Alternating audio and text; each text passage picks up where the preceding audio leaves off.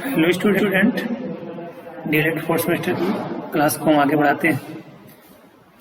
कल आप लोगों ने पढ़ा, यानी कि लास्ट जो टॉपिक था आप लोगों ने पढ़ा कि अयस्कों का शोधन किन किन माध्यमों से किया जाता है।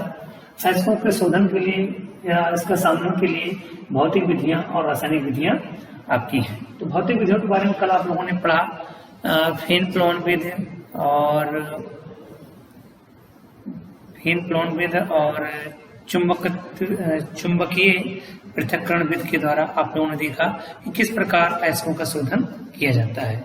आज बात करते हैं हम लोग रासायनिक विधियों के बारे में, जिसमें पहला जो पॉइंट है वो आपका है लेसिंग। लेसिंग मतलब कि आपका होता है रासायनिक विधियों में निछालन। तो नहीं लिखा था मैंने, निछालन। इस लेसिंग का मतलब होता है निछालन।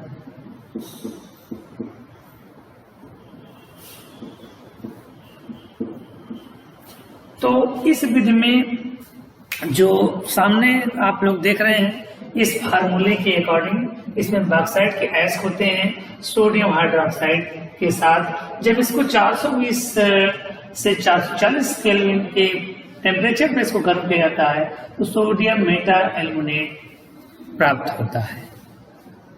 यानी कि इस विधि में जो अयस्क है इसके माध्य जो है रासायनिक गुणों के अंतर सिद्धांत का उपयोग किया जाता है। जैसे बॉक्साइड अयस्क में फेरिक ऑक्साइड और सिलिका की अशुद्धियां होती हैं। इसमें ये जो आपकी बॉक्साइड अयस्क है इसमें सिलिका की जो है वो अशुद्धियां होती हैं, सिलिका और फेरिक ऑक्साइड की। इस अयस्क के बॉक्साइड चूर्ण को सोडियम हाइड्रोक्साइड के जलीय विलयन के साथ जब 420 से 440 केल्विन ताप तक गर्म करते हैं तो जिसमें क्या होता है, विलय सोडियम मेटा एल्यूमिनेट बनता है और ये अशुद्धियों से अप्रभावित रहता है। यानी कि शुद्ध Meta aluminate, sodium Meta aluminate प्राप्त हो रहा है, जो कि इस क्रिया के दौरान इसको क्या कहा था, निछालन।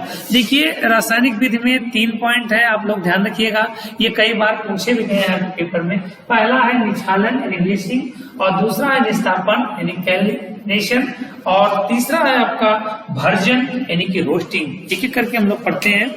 अब ये जो रासायनिक विधि में निछालन है इसमें धातुओं के निष्कर्षण के दौरान क्या प्रक्रियाएं होती हैं ये भी आप लोग जान लीजिए। इससे सांद्रित अयस्क के धातु जो है निष्कर्षण विधियां जो होती हैं अयस्क की प्रकृति तथा उसमें उपस्थित अशुद्धियों को प्रकृति पर निर्भर करती है। निष्कर्षण निम्नलिखित पदों में संपन्न होते हैं, जैसे सांद्रित अयस्क का धातु ऑक्साइड में परिवर्तन, और दूसरा है धातु ऑक्साइड का धातु अपचयन। तो यहाँ पे बात अब आती है सांद्रित अयस्क का धातु ऑक्साइड में परिवर्तन। अब बात करते हैं हम लोग निस्तापन की। निस्तापन में क्या होता है, जिंक कार्बोनेट को जब गर्म किया जाता है जिंक ऑक्साइड और कार्बन डाइऑक्साइड के रूप में विभक्त होते हैं। सॉरी, देखिए किसी निस्तापन की जो विधि होती है इस प्रकार है कि किसी अयस्क को वायु की अनुपस्थिति में उच्च ताप पर जब गर्म करते हैं तो निस्तापन कहलाता है। निस्तापन की डिफिनेशन यानी कैलिनेशन। कैल्सिनेशन के बारे में आप लोग जान लीजिए, जब किसी अयस्क को वायु की अनुपस्थिति में गर्म करते हैं तो इस प्रक्रिया को निस्तापन कहते हैं। इससे क्या होता है, अयस्क में उपस्थित नमी एवं वाष्पशील अनुपस्थित दूर हो जाती है और इस विधि से कार्बोनेट अयस्क को धातु ऑक्साइड में परिवर्तित किया जाता है। ये जिंक कार्बोनेट को जब हमने हीट किया और वायु की अनुपस्थिति में तो जिंक ऑक्साइड और कार्बन डाइऑक्साइड जो है बाहर हो गई और जिंक ऑक्साइड जो हमें प्राप्त हुई। अब बात आती है, निस्तापन हो गया आपका, अब आता है भर्जन। भर्जन क्या होता है, रोस्टिंग। इसमें भी जिंक सल्फाइड और ऑक्सीजन के साथ, ये दोनों में डिफरेंट है।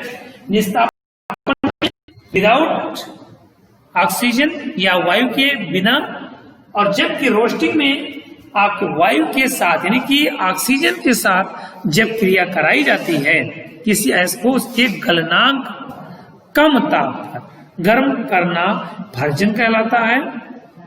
और इस विधि के द्वारा सल्फाइड अयस्क को ऑक्साइड में परिवर्तित किया जाता है। तो ये 3 पॉइंट थे जो कि बहुत ही जरूरी थे। आपने पढ़ा निछालन और निस्तापन और भर्जन, इन तीनों के फार्मूले नोट कर लीजिएगा क्योंकि एग्जाम में पूछे भी गए हैं कई बार।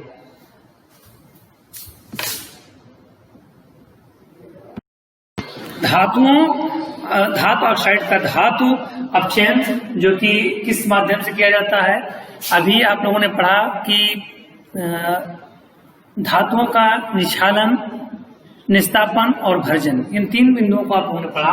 अब आगे आता है धातु ऑक्साइड का धातु में अपचयन कैसे किया जाए, मतलब निचोड़ एकदम शुद्ध धातु हम कैसे प्राप्त कर सकते हैं। इसकी मुख्यतः कुछ विधियां हैं। इन विधियों में सबसे पहले आता है ऊष्मा का अपचयन। ऊष्मा का अपचयन। इसके बाद दूसरा पॉइंट इसी में आता है रासायनिक अपचयन।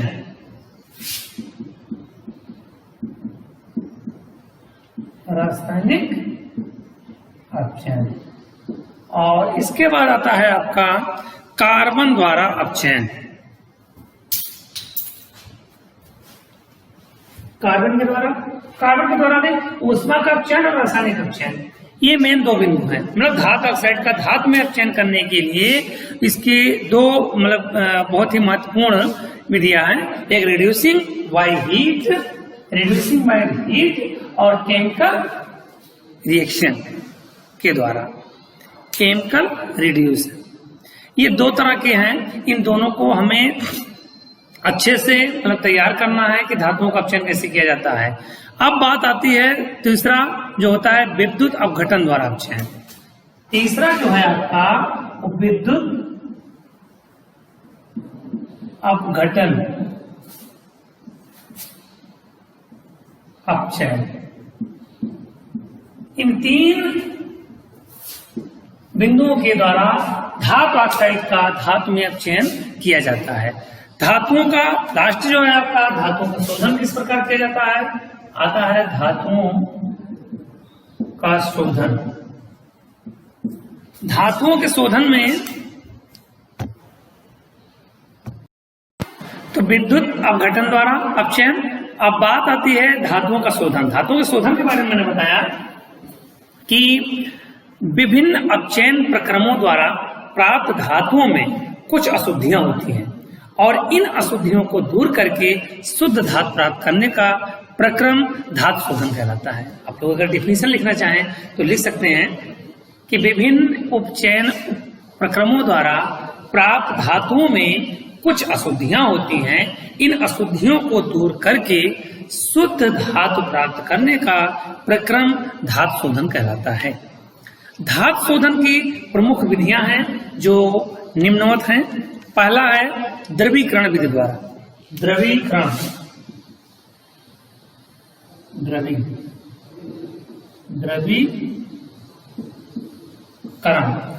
द्रवीकरण जो होता है इसमें जो आपका अयस्क होता है उसको द्रवित यानी कि लिक्विड फॉर्म में, लिक्विड मेथड इसको कहा जाता है। द्रवीकरण विधि को क्या कहा जाता है, लिक्विड मेथड या द्रवीकरण विधि। अब दूसरा आता है इसी में आपका आसवन विधि।